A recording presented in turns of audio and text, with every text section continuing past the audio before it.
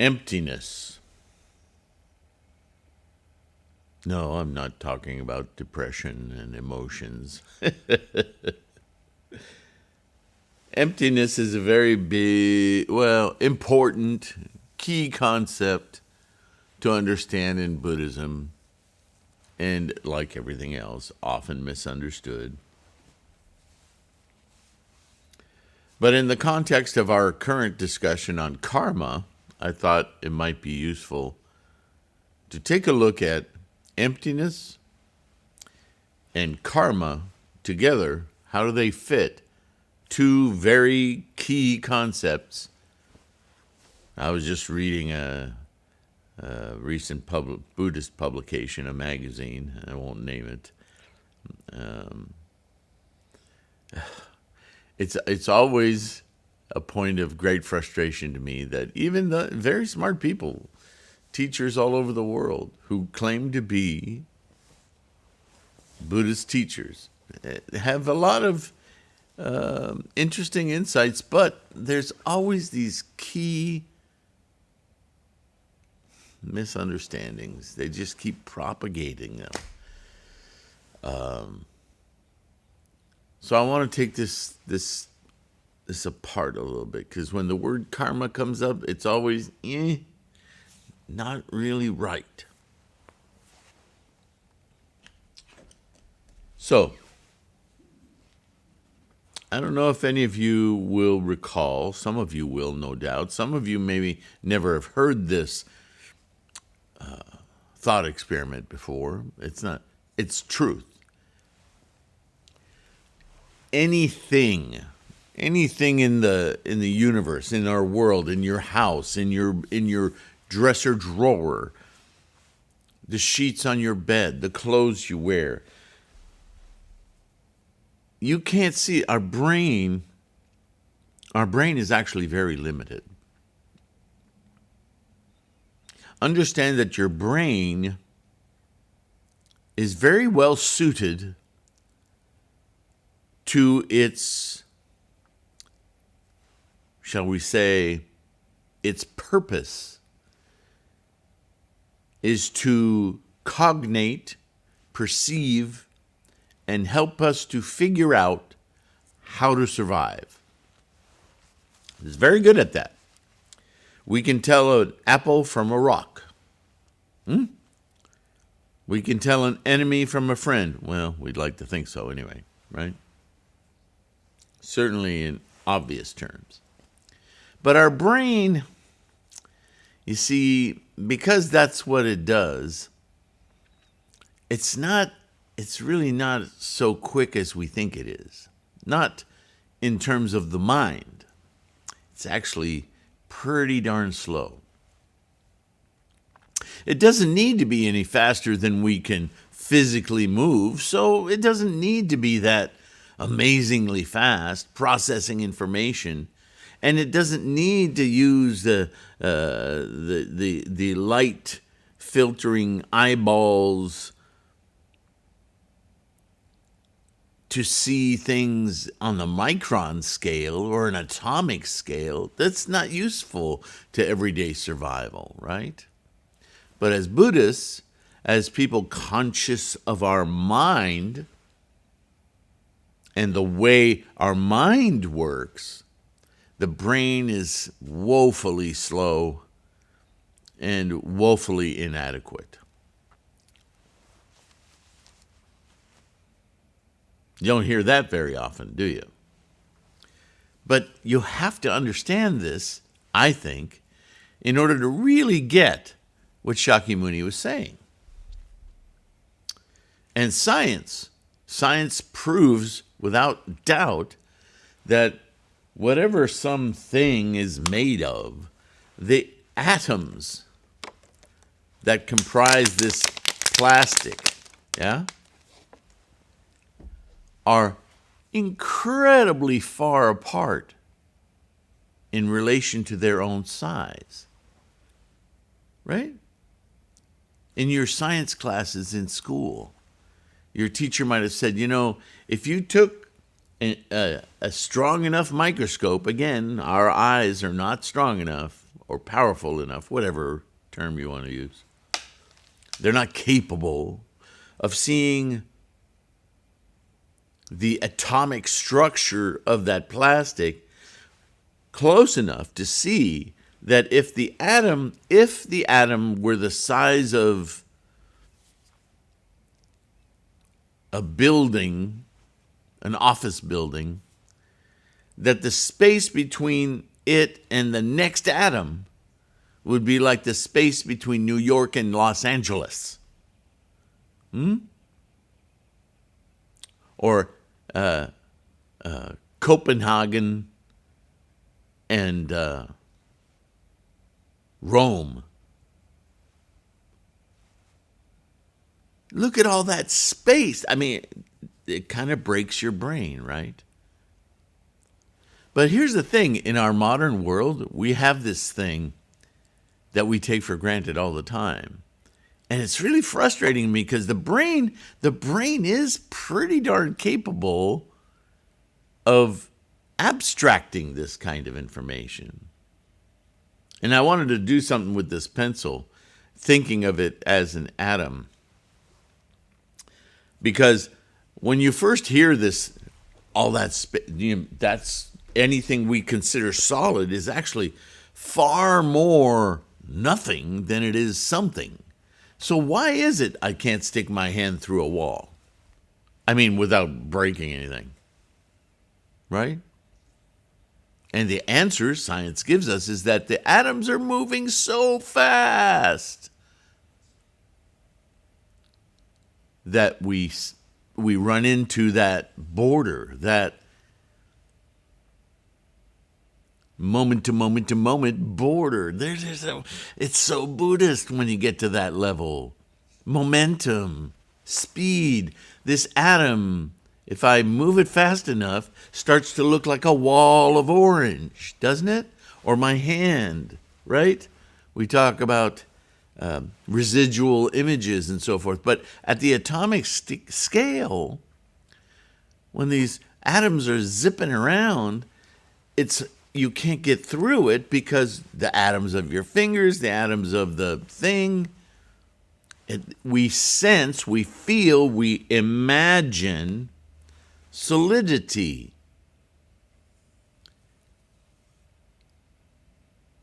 Now, when your brain is making that decision of solidity, that's an illusion. Your brain doesn't say the atoms are moving so fast we can't get through them without changing the condition of the atoms. So we'll just, because the brain's all about survival. All we need to know is you can't put your hand through there without breaking something. And we don't want to break anything, so don't put your hand through there. The brain just made a ton of decisions about what we think is reality. But it's false. It's not true. It's wrong.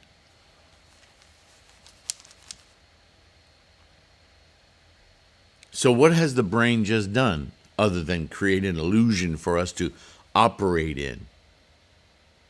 It has imparted a non-truth into a true situation just for operational sense. That is our samsaric karma. Let me say it another way. Karma is happening. Those atoms are moving. Your atoms are moving. Everything is moving. Nothing is static. That's karma. That's energy in action. Momentum. It's karma. Your brain intercedes and creates a layer of operational truth that's not true.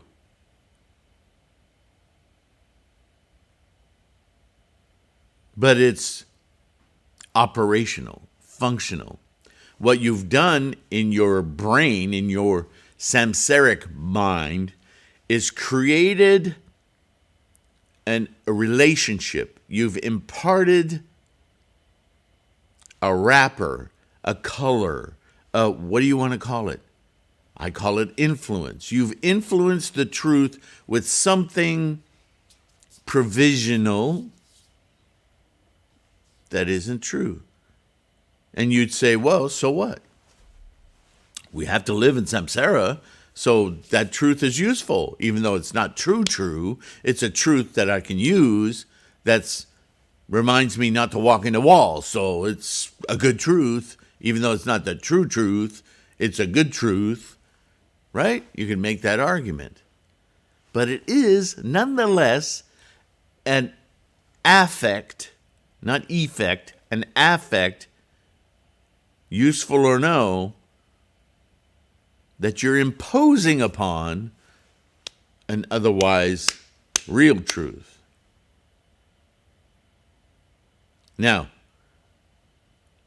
the reason we talk about karma so much and the reason it's so misunderstood is that at some point, those kinds of provisional truths about other things might actually provide for us a false sense of truth that we make decisions with that are now so removed from truth that we're fooling ourselves.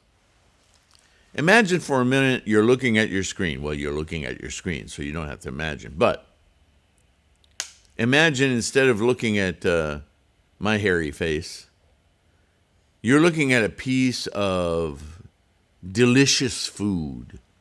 The image is so crisp on your phone, your monitor, your laptop, your TV screen, whatever.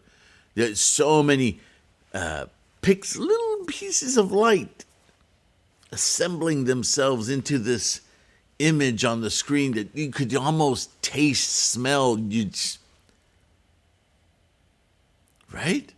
We have that technology. It's happening right in front of us. It's so very based on this exact thing, the pencil moving, the atoms, the little electrons, the little photons of light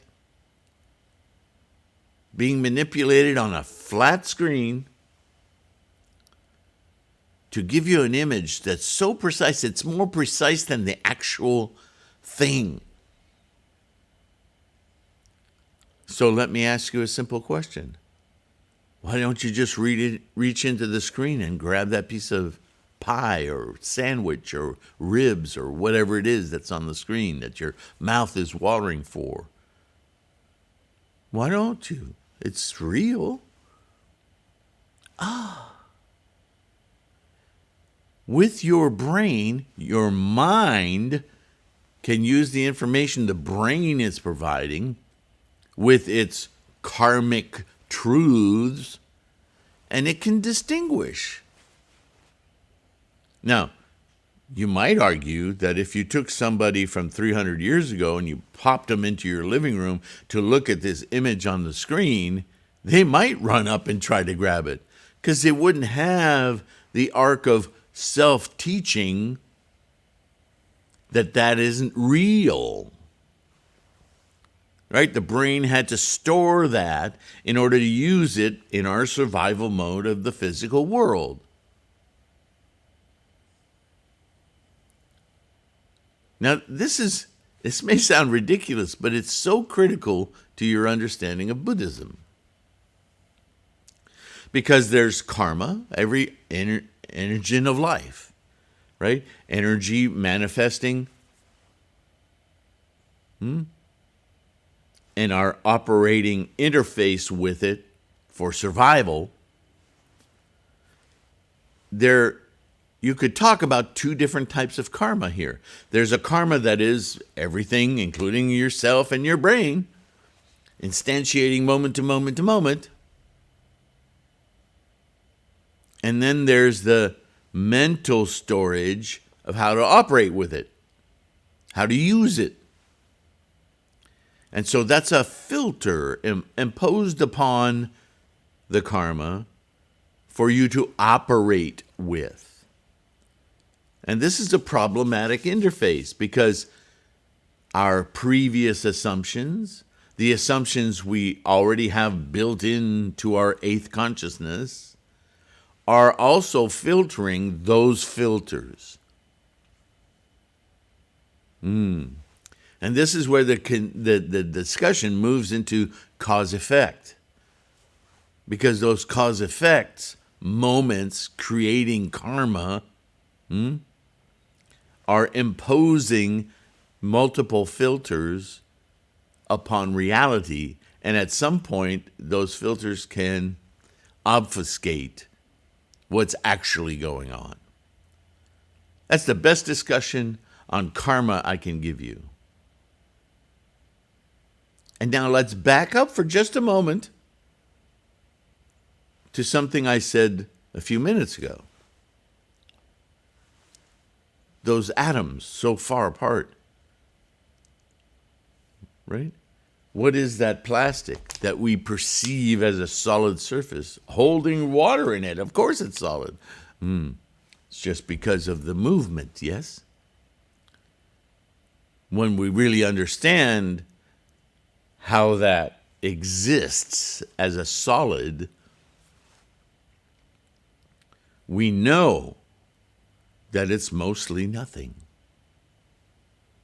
We know the illusion of solidity is something of motion, of a moment-to-moment temporary state, right? And that what it actually is, mostly, vastly, is no thing. So from a viewer perspective, it's empty. In fact, you could look at this bottle of water, see the water in it, and you could very truthfully say the bottle and its contents, mostly nothing. Conceptually, it's empty. My hand is empty. My hand is empty. But in samsara, it's useful to perceive a solid bottle, liquid water, my hand, right? It's essential, you might say. Yeah, that's the samsaric state that we're in. A state of existence in a state of existence. So how does Buddhism grapple with that? This is the word suchness. You see, I'm not Sylvain in terms of this suchness. I'm a cloud of multitudes of energy manifesting moment to moment, Sylvaining. I'm Sylvainess. I'm a suchness of Sylvainess, Sylvaining. If we're going to use language, right? Just like this is bottling, watering, so I can hydrating myself.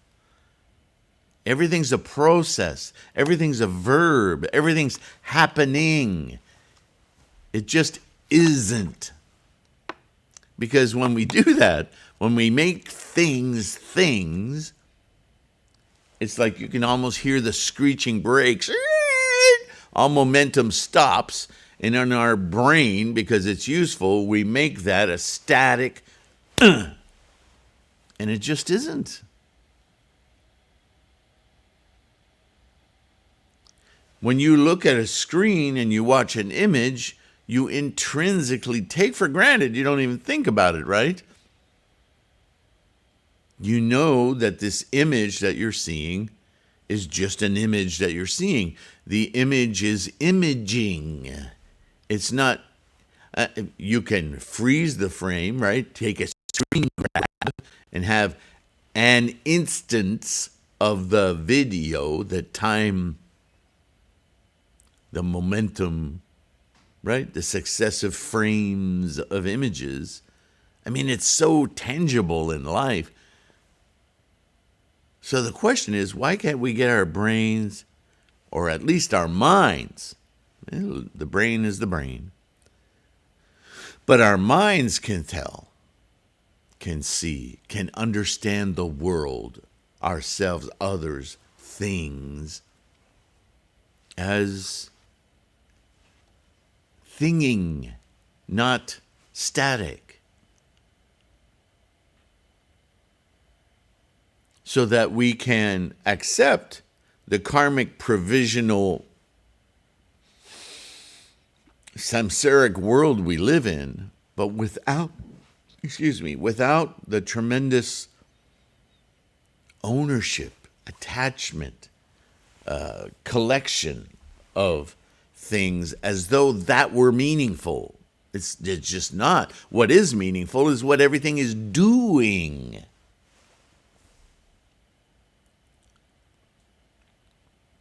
So when Buddhism talks about emptiness, we're not talking about pouring the water out of this bottle.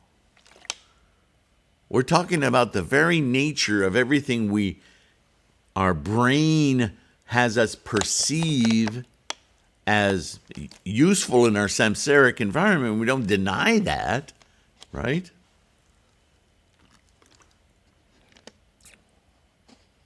But we understand with our minds that this is useful in moments, moment to moment, but it does not hold my existence. It's not something I have to, if it disappeared from the table right now, the only thing I would miss wouldn't be the bottle, it would be the satiation coolness in my mouth and my need for hydration, and I'd need to find it somewhere else because I would be experiencing thirst. Is thirst a thing? It's an experience. That's closer to what we're doing in Buddhism, isn't it? Observing everything and everyone not as static things, but as experiences, right? Are you experiencing Sylvain, the screen, the sounds, the words? Or are you experiencing kind of like a moving, traveling, right? It's happening. You're watching a cloud of Sylvaining, and it has something to engage your mind. But it's not my beard, it's not my eyeglasses, it's not the words, right? It's what you need to experience. So karma is this amorphous kind of term that on the root end, what karma is the momentum of life. But it's also, in another way, the way you interact with that momentum. So whenever I hear somebody says, this is my karma, this is your karma, I wince. Because no, it isn't. It is your relationship with karma, how you import your judgments and your needs, your impressions, the way you influence your perception, that you might clump onto your filter, your negotiation, your interaction with karma. Yeah, we do that constantly in our samsaric life. But it ain't yours. It's just something that you're doing. Everything's in motion. So I put up a new document on threefoldlotus.com on emptiness. And there's a couple of interesting quotes here from Nagarjuna. Some of you ask about Nagarjuna. And Aryadeva, which is somebody I don't often hear questions directed about. But perhaps these words will have a different meaning or spark a different insight for you in the context of karma and emptiness. Nagarjuna, in his 70 stances, things arise from causes and conditions. Tendencies and conditions, causes and conditions. Things are constantly arising. Nothing is static, right? That which conceives these to be real, like permanent, the Buddha taught to be ignorance. From this emerged the 12 links. And I go into that a little bit more. But this is Nagarjuna using the language of Shakyamuni and saying, when our mind or brain conceives of some thing, making it static, this is. When we conceive things to be real, momentary, but permanent, right? The Buddha taught that this is ignorance, because that shuts you off from understanding that nothing is static. Everything's constantly moving, right? The idea that the wall and your hand are solid, therefore you can't put your hand through the wall, is a provisional truth we tell ourselves in samsara. But the truth is the wall is a collection of atoms moving so quickly, as your hand is a collection of atoms moving so quickly, that is the energy. You can almost hear it like, they can't go through one another, because then you'd have a hand wall, a wall hand, a drywall hand, or a flesh wall, right? Because they would have to intermix, and we can't have that in samsara.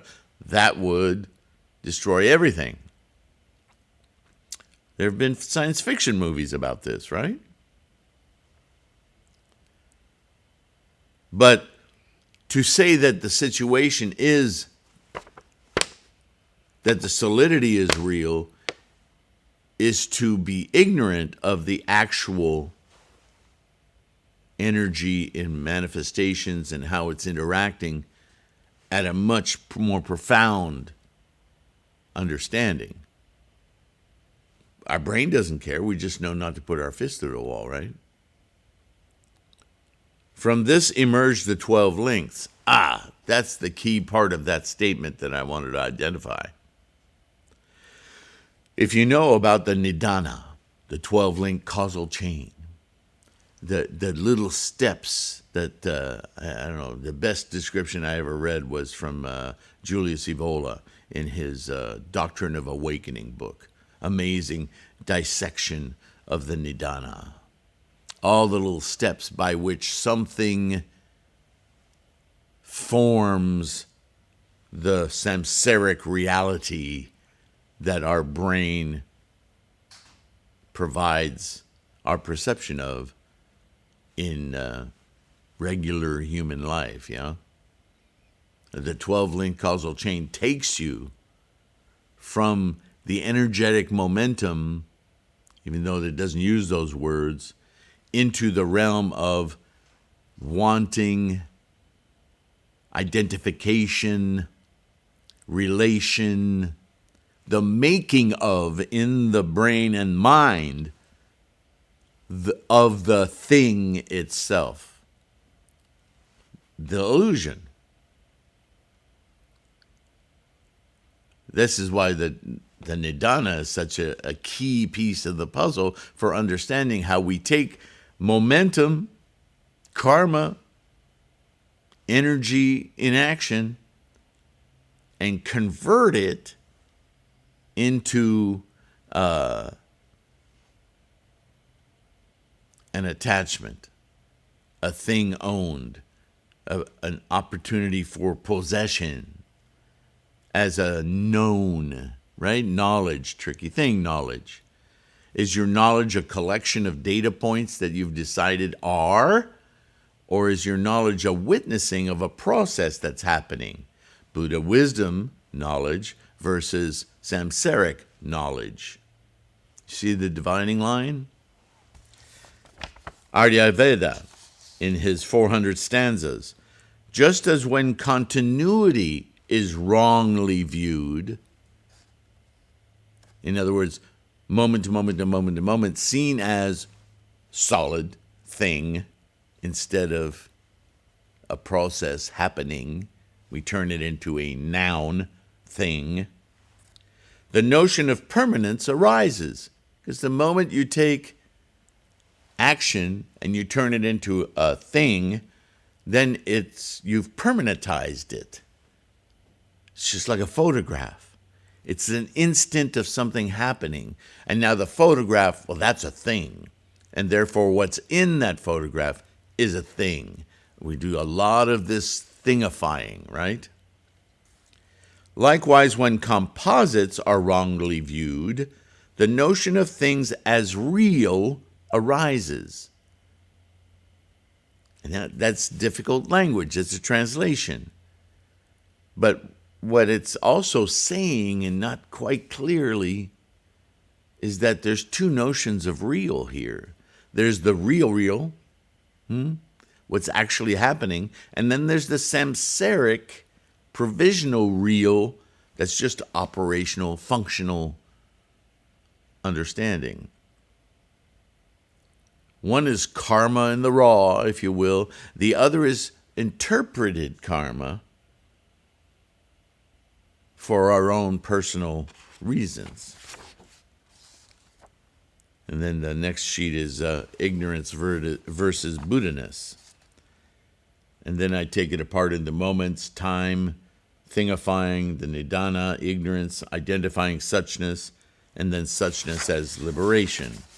I'm just quickly going through this because the point of this is that you have in the resource now on threefoldlotus.com on the core study materials page, you can download this as a PDF as a reminder, a teaching tool, however you need to use it to remind you of the concepts of emptiness and karma and suchnesses, because the truth is, you could say it this way, that your entire life experience is an experience of suchness and suchnesses within that suchness.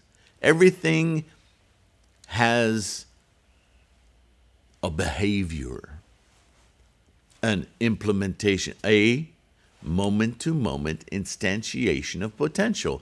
That's suchness.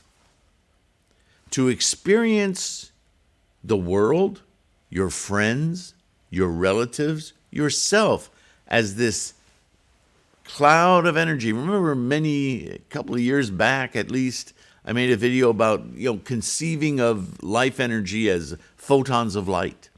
Just that. And this is a human-shaped photon cloud here talking to you. If our brains and our eyes could see that way, we would all be Buddhist. Because it would be so obvious to us that everything is in a process of being. And the idea of embracing those things as static things would seem ridiculous to us. But that's samsara. That's what we do. All right. Again, in the context of karma, I think it's important to understand this. I think it makes karma more relatable. For me, it does. Because so many times, and I hear it even in these great teachers of other sects of Buddhism wrestling, they throw that word karma in like it's some extra ball of mud that we create and we impact all of life and our own life with, and that's not quite right. We don't create karma. Oh, what? What? What did you just say? Exactly. That's my point. We don't. We don't create karma. Karma is happening. That's life. The engine of life is karma. What we do is impose filters, impressions upon the karma. And if you understand that, then it's obvious, right? If something is, just talk about photography. If it's, oh gosh, how can I do this? I remember early in photography, this goes back to film, but if you're taking a picture outside, and you ever seen where the sun is streaming through some clouds, dark clouds, light clouds, and it looks like there's a stream of light coming through the clouds. You go, man, I want a picture of that. And you go and you take a picture of that with your automatic camera, your phone. It doesn't look right. It doesn't give you that impression. Although photography and phones have come a long way since then. We had to put a red filter to capture or filter out some of the light so that the contrast of that light coming through the clouds and the image of the clouds themselves really popped. Now we can do that. You know, there are filters built into your phone. You go, oh, I picked that one. That's more like what I'm experiencing. Right? The point is that when you filter that image so that it impresses you as the experience you think you had, is that the real? Of course not. Right? You've applied some changes, some filters to the real, so that the impression that this static image that you took would somehow match or even more dramatically impress you with what you sensed in the real. Have you created karma? No, you haven't changed the real. But your experience of that moment has been influenced, altered. An illusion has been created in your mind with your brain to make that static image a representation of what you want to share as real. But it's real only in your little experience that you're maintaining in memory, that you've made static, which itself isn't real, right? It's an impression. Does that make sense? We do this with everything. Do we create karma? No, we create an illusion of the karma.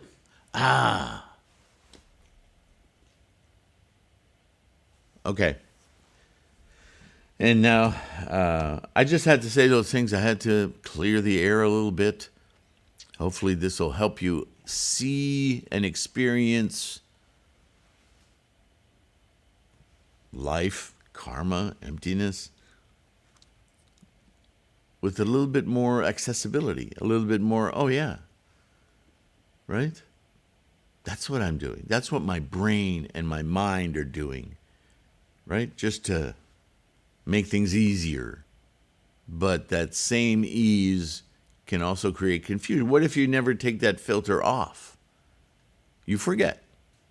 Now everything you experience is altered, modified.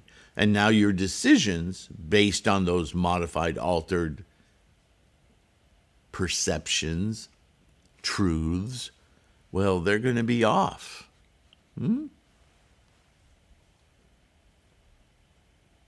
So it's pretty easy to see how Shakyamuni would term that a mental illness, because it's mentally created and it's not the truth, therefore dis-ease. illness, suffering, misunderstanding. All these words are starting to ring differently as we peer into the mechanisms of the mind. Buddhism. This is why attitude is so important, because if our attitude dislodges us from all those filterings, and we endeavor with every moment to perceive truth,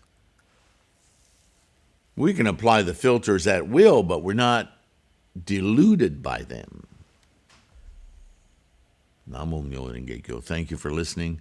Thank you for your practice. Don't forget to like and subscribe. It's so critical to the growth of this Sangha. Bodhisattva work, yeah? Thanks again. See you in the next one. Bye for now.